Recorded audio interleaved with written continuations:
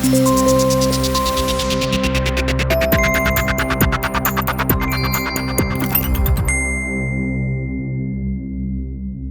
House Judiciary Committee has launched a marathon session ahead of voting on articles of impeachment against President Donald Trump.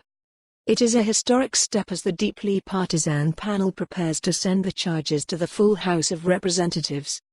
Chairman Jerrold Nadler, a Democrat, immediately asked for a full reading of the 9-page resolution, airing the 2 articles against the president introduced by Democrats for the live TV cameras.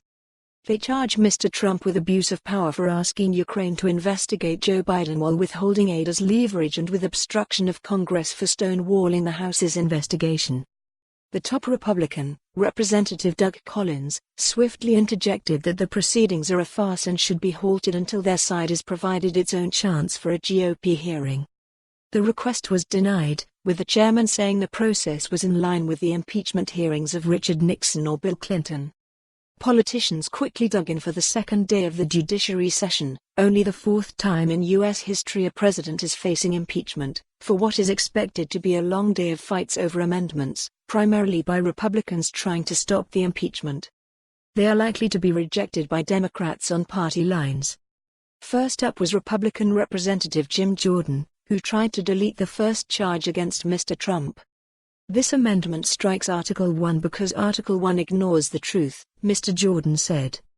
Democrat Representative David Cicilline argued there is overwhelming evidence that the president, in pushing Ukraine to investigate rival Mr. Biden, was engaged in an abuse of power to corrupt American elections. Thursday's hearing picked up where Wednesday's late-night session left off. Into the night, Democrats and Republicans delivered sharp, poignant and at times personal arguments for and against impeachment.